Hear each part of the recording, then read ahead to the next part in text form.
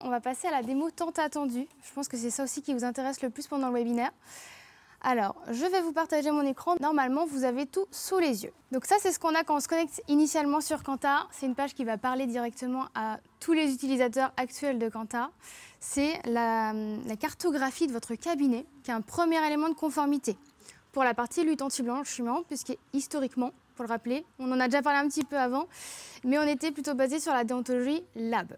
Donc cette partie-là, premier élément de conformité où on a tout le listing de nos dossiers et le résumé lutte anti-blanchiment associé. Je ne vais pas passer dessus un temps monstre puisque ce qui vous intéresse c'est la partie prospect. Donc on va venir y aller directement. Waouh! Moi je l'ai, j'ai de la chance.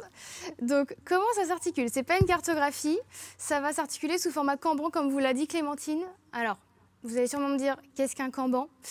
Très simplement, l'idée, c'est d'avoir votre organisation suivi prospect directement sous les yeux.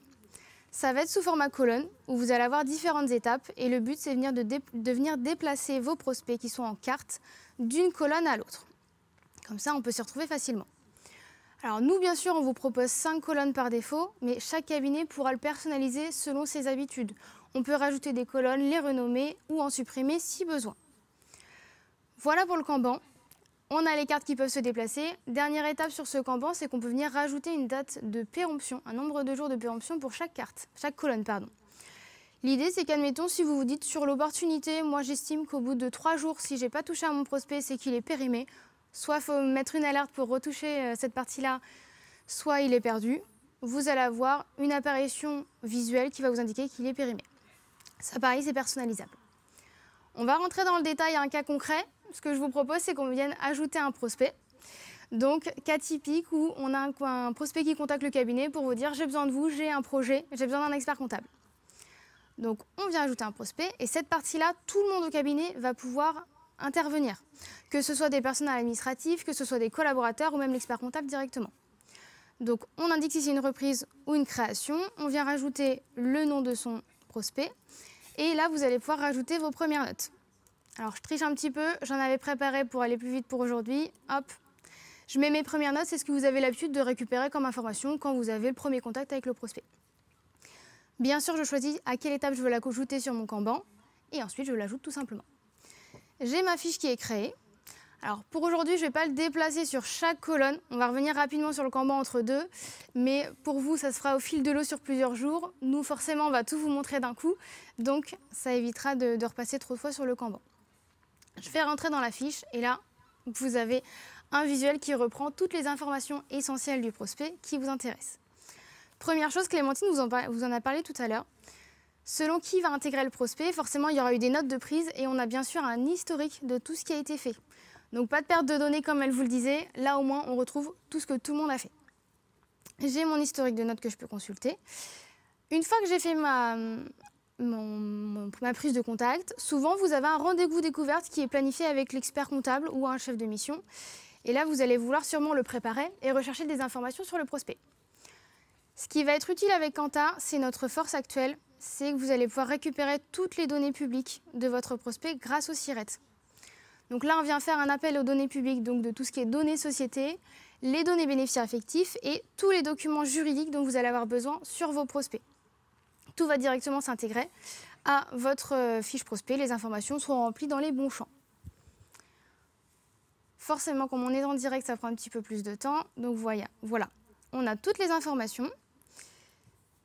J'ai un petit clin d'œil Kanta, la partie Vigilance Lab qui apparaît en fond. On reviendra dessus tout à l'heure, mais l'idée de la force de Kanta, comme on vous l'a dit, c'est aussi de faire la lutte anti-blanchiment dès la prospection.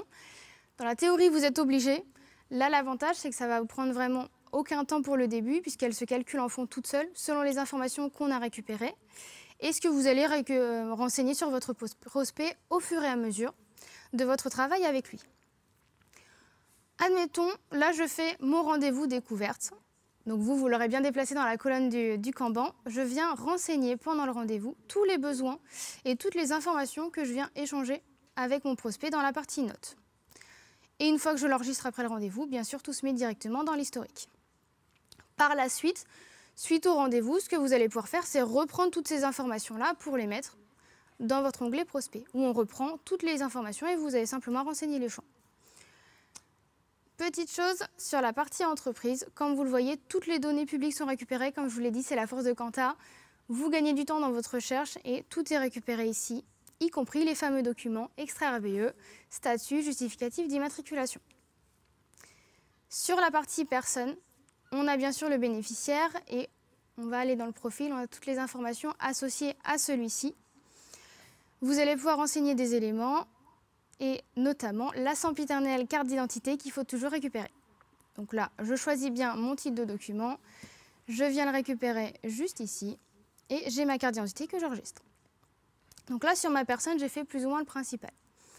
Si jamais vous avez des contacts qui sont autres que les bénéficiaires effectifs et que vous voulez les rajouter simplement pour une prise de notes, vous pouvez les ajouter ici, ne serait-ce que si vous avez un contact avec l'administratif de la société. Je suis venue renseigner mes informations.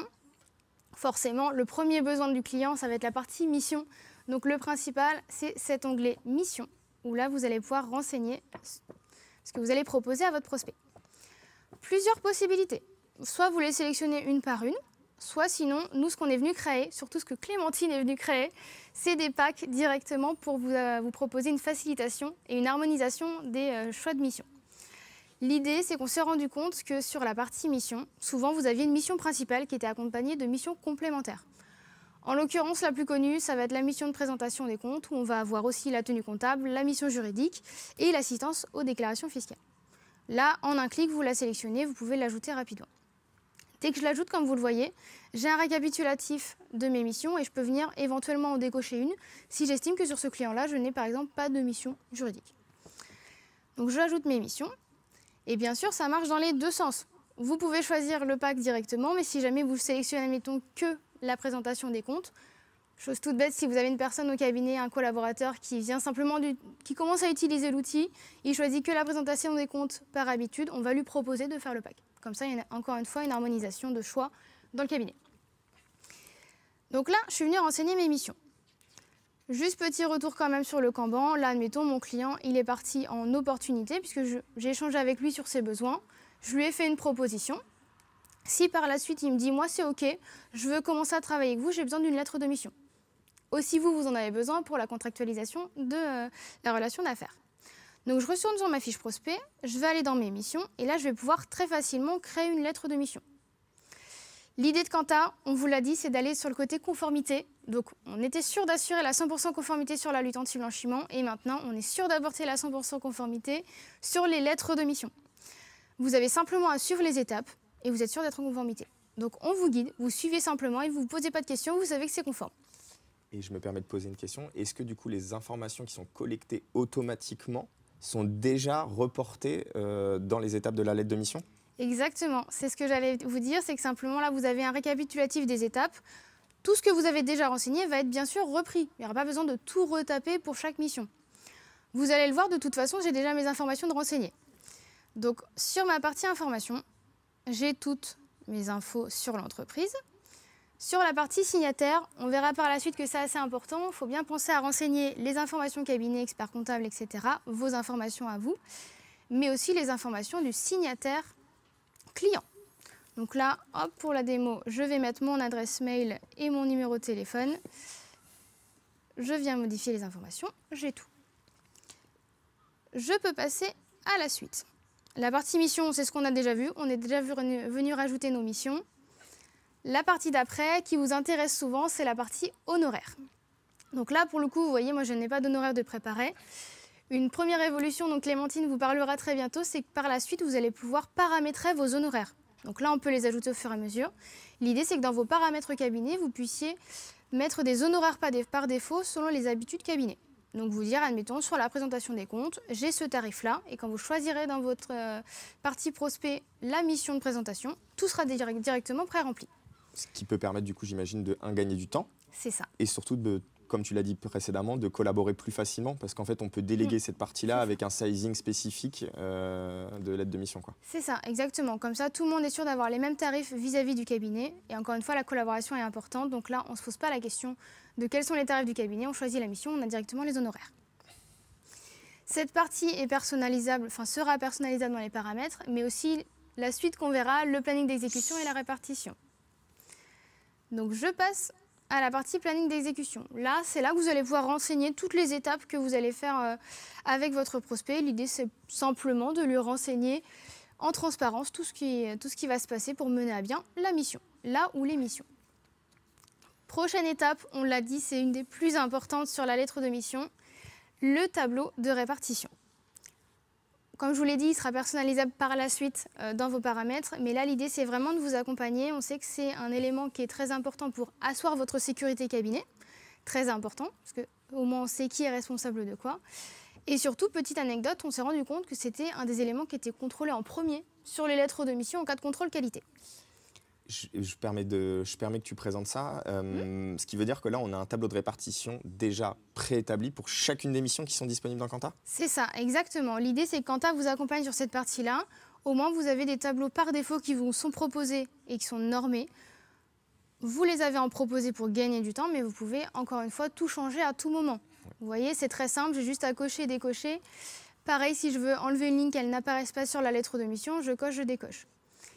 C'est là où on avait une petite anecdote aussi vis-à-vis de Word, où on s'est rendu compte que c'est tout bête, c'est des coches ici, mais ça prenait beaucoup de temps sur Word, c'était assez chronophage. Donc là, l'idée, c'est qu'en un clic, tout se fasse tout seul. Parce que gérer un tableau sur Word, c'était pas nativement la chose, quoi. Exactement, c'est pas le but initial de Word, donc c'était pas le plus simple. Donc vraiment, cette partie répartition est très importante dans vos lettres de mission. Pensez bien à la faire, on vous la propose et vous l'aurez directement dans vos lettres. L'étape d'après est aussi très importante, la partie conditions générales de vente. En général, vous avez vos habitudes, vous avez vos CGV au cabinet. Donc là, le but, c'est vraiment d'ajouter vos CGV dans vos paramètres cabinet. Et comme ça, si elles sont enregistrées dans vos informations cabinet, elles vous seront proposées en modèle, comme je l'ai là, sur mon dossier. Et elles s'intégreront directement à la lettre. Pendant qu'on est sur la partie annexe de la lettre de mission, vous pouvez ajouter d'autres annexes. Par exemple, j'ai souvent des experts comptables qui me demandent si je peux mettre mes mandats de prélèvement dans la lettre de mission. C'est là où vous allez pouvoir les ajouter. Donc là, je suis passée sur toutes les parties. Si à tout moment dans ma visualisation, je veux voir quelle tête va avoir la lettre de mission, on a juste à la prévisualiser et on va voir qu'on a un rendu PDF rapide qui vous montre ce que ça donne. Donc comme ça vous permet de voir quelle tête elle va avoir. Et je réponds tout de suite à une de vos questions qu'on nous pose tout le temps. Je regarde le chat depuis tout à l'heure. Ça voilà. fait 10 fois qu'on nous pose la question. Donc Marie, est-ce que les lettres de mission sont personnalisables? Oui. Ça, pour le coup, on nous l'a tellement demandé qu'on vous a écouté. On est venu apporter un côté personnalisation des lettres de mission où vous pourrez rajouter votre logo. Alors moi, j'ai un logotype, mais vous aurez bien votre beau logo cabinet. Et on a été un petit peu plus loin sur la charte cabinet. Dans l'identité visuelle, vous pouvez choisir une couleur dominante pour les titres, ce qui peut être intéressant. Et vous pouvez également changer la police. Pendant que je suis sur la présentation de la lettre de mission, la prévisualisation, comme vous pouvez le voir, j'ai certaines choses qui sont en rouge. Alors je l'ai un petit peu fait exprès. C'est pas ta charte cabinet, ça, Marie? Le rouge, non, c'est pas ma charte cabinet. Vous voyez, j'ai choisi un beau orange comme Quanta. Donc ce qui va apparaître en rouge, en général, je décris rarement mon entreprise avec juste description de l'entreprise. Donc là, c'est simplement pour vous indiquer ce qui va manquer dans le dossier. Pour la conformité de la lettre de mission? Exactement. Tous les éléments essentiels dans la lettre de mission et qui ne sont pas renseignés vont apparaître en rouge, ce qui vous permet à tout moment de retourner dans la section pour renseigner les champs. Si jamais j'estime que ma lettre de mission est complète, ce que je peux faire, c'est finaliser le document. Et là, on va avoir un joli PDF qui va se créer tout seul. J'ai mon PDF. Je peux d'ores et déjà vous montrer une nouveauté que même les bêta-testeurs n'ont pas pu tester, qui est arrivée aujourd'hui rien que pour vous pour le lancement. C'est la partie signature électronique de la lettre de mission. Donc on est venu intégrer Je signe expert à Quanta pour pouvoir facilement envoyer les lettres à vos clients.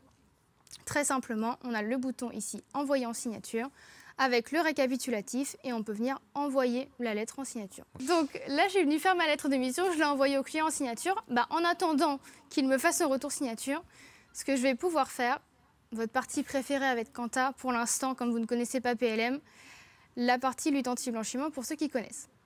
Donc comme je vous l'ai dit tout à l'heure, en fond, tout se calcule tout seul. Forcément, il y a quand même une partie humaine qui va venir intervenir sur cette partie-là. Donc j'ai toute ma cartographie des risques qui est là, j'ai tout mon détail. La seule chose que vous aurez à faire manuellement, c'est la partie questionnaire lab, où on reprend des questions du questionnaire de l'ordre sur la partie lutte anti-blanchiment. C'est un questionnaire que vous connaissez en général. Je pense que le vôtre est un petit peu plus long. C'est normal. Vous inquiétez pas, on n'a pas supprimé des questions juste pour vous faire plaisir. C'est les seules questions qu'on ne peut pas automatiser avec les données publiques. Donc, on vient renseigner le questionnaire. Vous lirez les questions, vous ferez ça mieux que moi. On enregistre ça. Et dans ma partie risque, j'ai automatiquement toutes mes questions qui sont venues compléter mon risque. Donc là, j'ai fait ma lutte anti-blanchiment. Je suis en règle sur ma partie déontologie lab.